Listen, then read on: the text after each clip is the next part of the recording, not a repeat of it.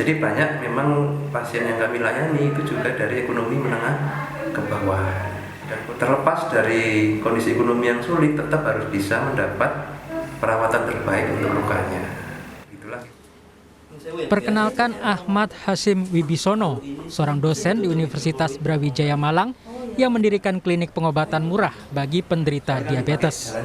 Hasyim tergerak untuk membantu penderita diabetes yang kesulitan biaya untuk berobat. Sementara kapasitas pelayanan di Poli itu kan terbatas. Apalagi kalau rumah sakitnya rujukan yang menerima dari berbagai daerah itu rata-rata tidak maksimal karena saking banyaknya pasien. Ditambah lagi tadi keterbatasan bahan-bahan perawatan yang memang masih di cover BPJS itu sangat terbatas sekali. Nah, akhirnya kita membuat Pediscare ini sebagai solusi ya, gimana pasien mendapatkan perawatan terbaik oleh tenaga yang benar-benar ahli gitu ya, dengan berbagai model pembiayaan termasuk untuk yang tidak mampu tadi. Dengan latar belakang keperawatan yang dimilikinya, Hasyim mendirikan klinik Pediscare dengan sumber pembiayaan dari donasi dan skema subsidi silang. Pediscare mempekerjakan 55 perawat berlatar belakang ilmu keperawatan. Model pembiayaan untuk pasien nggak mampu itu macam-macam, Mbak. Yang paling awal sekali kita pakai itu memang subsidi silang. Jadi pasien-pasien yang secara ekonomi itu bagus gitu ya, memang ini membantu menutup biaya perawatan yang ekonomi tidak mampu. Yang terakhir kita juga mengadakan fundraising, galang dana melalui kegiatan webinar amal gitu ya. Kadang itu levelnya nasional, kadang sampai internasional malah untuk menggalang donasi. Jadi selain tak mematok biaya untuk pasien kurang mampu, Ahmad Hasyim juga menyediakan fasilitas caregiver atau merawat pasien langsung ke rumahnya. Salah satu pasien yang terbantu dengan klinik diabetes yang dikelola Hasyim adalah Muhammad Tarom. Ia mendapat perawatan intensif hingga kondisinya membaik. Saya pernah ke perawat yang lain itu kan nariknya sekali pertemuan ada yang 500, 450 kan benar. Kalau di Pedis ini lumayan murah dan pengobatannya juga bagus. Kepala Dinas Kesehatan Kota Malang, Husnul Muarif menyebut skema subsidi silang adalah skema yang sama seperti yang digunakan BPJS. Namun memang perlu mencari bentuk subsidi silang yang ideal untuk kasus-kasus yang tidak tercover BPJS. BPJS subsidi silang ini sebenarnya sudah dilakukan oleh BPJS ya, di mana semua membayar premi, kemudian yang dibutuhkan ini diambilkan dari premi itu subsidinya. Nah, kita mungkin nanti mencari prototipenya subsidi silang seperti apa nanti yang bisa juga kita adopsi dan juga untuk bisa memfasilitasi kasus-kasus tertentu yang memang dikategorikan itu tidak bisa tercover oleh BPJS. Indonesia merupakan salah satu negara dengan jumlah penderita diabetes yang tinggi. Inisiatif Ahmad Hasyim Wibisono membuka harapan untuk sebagian penderita diabetes. Dedi Prasetyo, Kompas TV Malang, Jawa Timur. Lahir dan besar di lingkungan kurang mampu mendorong niat Ahmad Hasyim untuk membuat program pengobatan murah warga yang terkena diabetes. Klinik atau rumah rawat luka miliknya membantu warga kurang mampu menangani luka akibat diabetes tanpa dipatok biaya.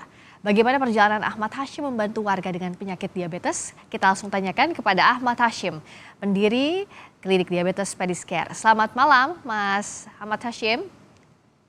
selamat malam, assalamualaikum warahmatullahi wabarakatuh, salam sejahtera, Om Swastiastu. Waalaikumsalam warahmatullahi wabarakatuh. Terima kasih sudah hadir. Saya manggilnya Mas Ahmad atau Mas Hasyim? Hasyim aja Mbak, lebih Oke. santai ya. Siap, Mas Hasyim.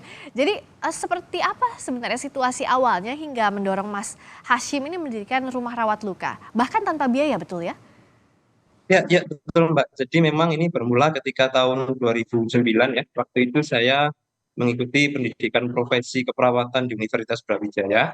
Nah, di situ saya melihat nih banyak sekali pasien-pasien terutama diabetes gitu ya, yang kakinya itu mengalami luka dan ya mohon maaf kalau pasien diabetes luka itu kan agak berbeda ya kondisi Ya. lukanya dan memang terkenal sulit sembuh.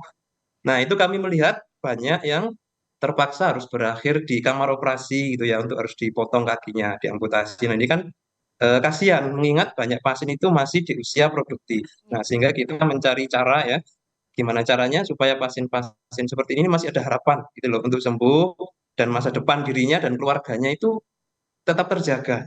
Nah, disinilah kami terus mengikuti pelatihan khusus ya untuk merawat luka ini dan kami kembangkan ke dalam praktek keperawatan. Mhm. Dan, seperti apa jenis pengobatannya begitu Mas Hashim? Apa yang berbeda, boleh dijelaskan? Ya, oke. Jadi luka diabetes dan luka-luka yang lain ya yang sulit sembuh itu memang ada beberapa penyulit. Nah, antara lain ada banyak jaringan mati, terus infeksi itu juga sering. Nah, kadang disertai juga dengan aliran darah itu yang kurang adekuat ya sehingga penyembuhannya memang sulit. Nah, untuk bisa mencapai kesembuhan luka yang optimal memang dibutuhkan alat dan bahan khusus gitu ya Mbak Prilly Ya. dan teman-teman sekalian yang memang itu memakainya itu juga memerlukan keahlian tersendiri. Nah, tidak bisa seperti merawat luka yang biasanya ya kayak Ya. luka-luka jatuh atau yang lain. Nah, kurang lebih kayak gitu. Mhm, dan apa-apa saja kesulitannya begitu dalam menjalankan klinik ini dan juga metode pengobatannya gitu Mas Hashim? Ya, kalau kesulitan sih so far nggak ada ya. Alhamdulillah semua berjalan dengan bagus. Sumber daya manusia di tempat kami juga semua sudah tersertifikasi oleh Kementerian Kesehatan Oh, oke. dan jumlah pasien yang kami tangani juga alhamdulillah lebih baik.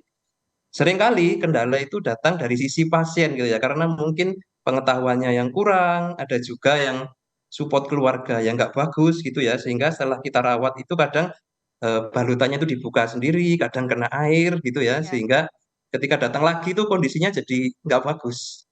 Dan, yang menarik tadi kan sudah, bekerja sama juga dengan atau sudah, diakui begitu ya metode pengobatannya, itu bagaimana prosesnya? Kan nggak mudah ya Mas untuk, membuat, hal seperti ini begitu, harus ada kerjasama yang dibangun, bagaimana meyakinkannya?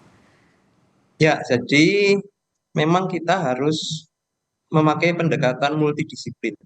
Nah, artinya apa? Melibatkan lintas profesi ya, tidak hanya kami nih sebagai perawat yang merawat lukanya, kita juga kolaborasi dengan para dokter spesialis itu ya, Ya. dan juga dietitian dan juga lab. Nah, sehingga penanganannya benar-benar paripurna untuk mencapai target kesembuhan yang bagus. Mhm. Nah, sehingga dengan demikian harapan itu jadi lebih terlihat gitu ya, pasien itu lebih optimis dan akhirnya secara psikologis kan bagus nih, sehingga progresnya pun alhamdulillah lebih lebih baik.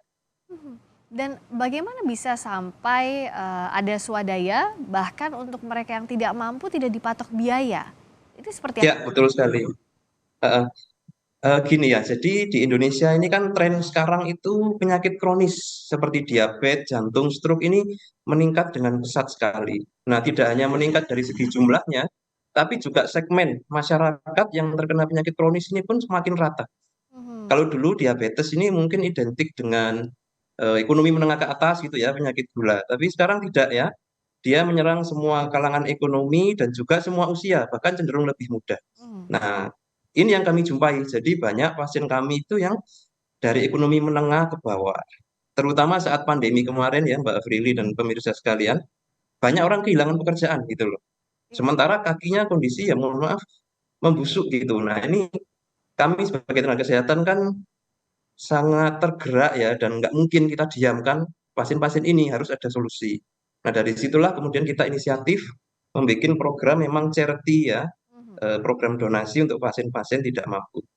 Sistem donasinya seperti apa? Karena kan tidak sedikit biayanya untuk, penanganan diabetes ini ya, Mas Hashim, itu pasti jadi pertanyaan utamanya. Ya betul Mbak, jadi memang karena teknologinya khusus ya, kalau pasien mampu itu sekali rawat memang minimal di angka 350.000 gitu ya. Itu Tapi sekali untuk datang pasien ya? yang Mmm. sekali datang ya. Tapi untuk pasien yang tidak mampu ini bisa sampai 100% gratis. Nah, yang pertama kami lakukan memang kami menggunakan model subsidi silang ya. Jadi untuk pasien-pasien yang ekonominya memang baik, itu kita edukasi bahwa ada pasien lain nih yang secara ekonomi sangat kesulitan. Nah, apakah berkenan mendonasikan gitu ya sebagian rezekinya. Oh. Nah, itu alhamdulillah banyak yang tergerak dan tidak jarang itu tidak hanya ditanggung sekali atau 2 kali rawat, tapi ditanggung keseluruhan perawatannya sampai sembuh. Nah, seperti itu. Kan ada rasa senasib gitu mungkin ya. Iya, iya. Dan ada Terus yang kerjasama dengan pemerintah gitu juga nggak, Mas Hashim?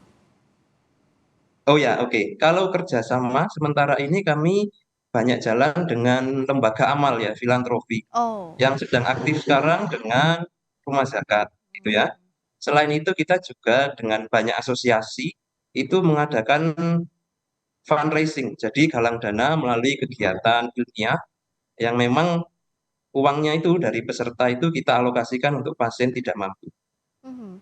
Dan terakhir apa yang bisa Mas Hashim harapkan ke depannya atau apa yang sudah direncanakan ke depannya agar lebih banyak lagi yang penderita diabetes yang bisa terbantu dengan klinik ini?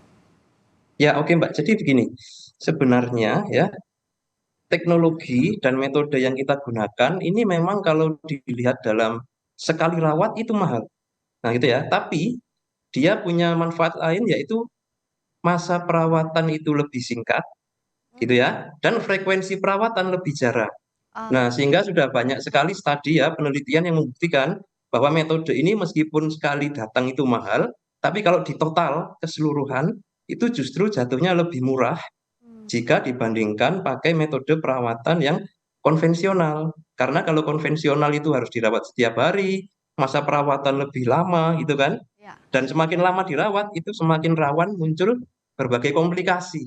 Hmm, Nah, itu yang akhirnya jatuhnya malah justru lebih mahal. Nah, mungkin hal ini belum tertangkap radar ya oleh BPJS sehingga ya. ya di banyak vaskes yang menggunakan BPJS itu metode perawatannya memang masih belum yang seperti yang kami gunakan. Semoga bisa kerjasama ke depannya dipakai juga metodenya agar lebih banyak lagi pasien yang terbantu ya Mas Hashim, ini yang jadi harapan ke depannya.